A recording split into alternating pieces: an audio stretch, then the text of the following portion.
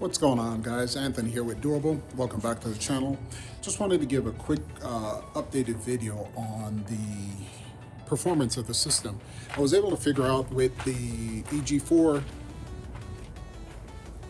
12,000 XP, the problem that I was having on the inverter not inverting in some cases. It would stay power up but would stop putting power out, was not a software issue from what I found out from the last technician I spoke to. It turned out it might have just been a settings issue in that the battery settings was wrong and the dip switches on some of the batteries might have been incorrectly set in the first place. So I was able to go back through, recalibrate those, update the protocol settings, the inverter, not the inverter, but the battery settings on the batteries themselves, as well as then change the battery type in the inverter back to a lithium, but instead of it being on EG4 batteries, I changed that to a lithium 1. I'll try to show that in another video on my dashboard when I get there. But so far it's been up and running for about 48 hours or so. I've had it running simply off the inverter with no issues. However, last night I did let the battery run down significantly. I literally killed the batteries this morning. And now that the sun is up and I've got it switched over to grid, I got it connected to the grid through the inverter, so I can test the charging of the grid through the inverter, making sure that that is working fine. And I'll be showing a video of that as well from my dashboard, just to show you what that looks like. I'll show you a clip of that on my app as well on my phone, just to see what that looks like with the monitoring on that as well. Now I'm just going to take you out, show you the inverter itself in that grid charging state, and it basically getting the batteries all caught up. So as I mentioned, I want to get you guys a video of, this will just be a quick video of the system in action, basically, since I've got everything up and running. And I just want to show you the grid charging capabilities of the inverter in my current setup and show you that it's working just fine. So here at my trailer, again, I am connected to the shore power, which goes into the inverter. Inverter is, you can hear the fans very so lightly humming away in here. Okay. Current temperature in my box in here is 8.8 degrees on one of my sensors. Again, remember, one sensor is right here and the other sensor is tucked away in the corner in the back here somewhere. Can't really see it, but it's tucked away back here somewhere.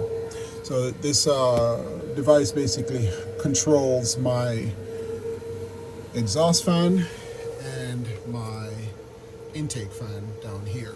So it's set, I believe I have it set for 90 degrees or something like that for it to kick in, and it's pretty cold out right now, so it's, the inverter, if anything, is just keeping itself warm in this box. So I'm going to try to show you the screen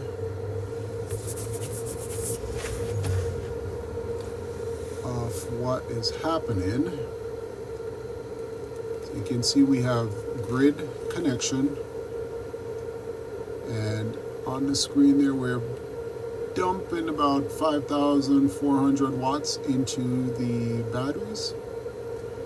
We have some supplemental power coming from solar because my solar panels are dumping in about 1,087 watts right now, and it's only about 10:30 a.m. for me here in Vegas in January. So winter, the sun is lower in the skies right now, So solar wise, the most I've been able to capture off my 6 panels that's on the top of the trailer here is I believe about 1300 watts I've seen maximum this time of year. Okay, so still not bad for the 6 panels. They are 410 watt panels, 6 of them. I believe that equates to about 2500 watts maximum on, if the sun is high enough in the sky. So I want to take you inside as well. I've checked on the batteries and everything looks great. Testing my cables. I don't have a heat sensor, so I've just been, just touching the cables, feeling if they're warm or anything like that. And honestly, they are cold to the touch, because again, it's about 40 degrees outside for me. So inside the trailer right now, it's probably about 50 degrees ish, maybe somewhere around there. I'll try to show a clip of my AC internal temperature of my mini split here. But no overheating issues I'm seeing so far, and everything is just ticking away and getting themselves charged up. So I want to add some supplemental solar power to the trailer to enhance the charging capabilities, especially now that this time of year, again, being in January, the sun for me is pretty low in the sky. So the trailer, if you can see it back here, being flat and the solar panels being mounted flat on the trailer, it's not the most ideal setting for it. So I'm only capturing about 1300 watts or 1200 watts max currently with the 6 solar panels that are up top. I have 4 additional solar panels that I'm going to just throw up on a temporary ground mount that I've used in the past, and add those into the equation here, seeing how that plays out on the charging. So let's get that done.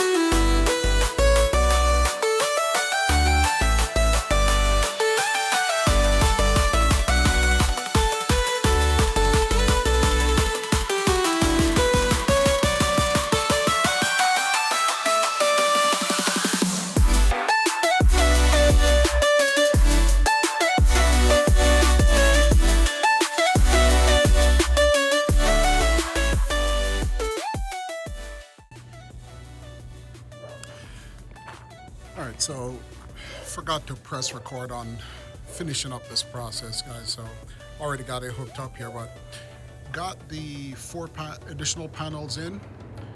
Just ran a temporary wire for right now across the ground here, and those go into that secondary solar port that I've had on the outside of the trailer here.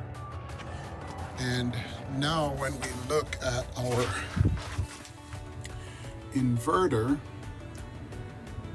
we can see that PV1 is pulling in 1158 watts, and now PV2, being 4 panels angled at a better angle than the flat panels on PV1, is actually pulling in 1230 watts.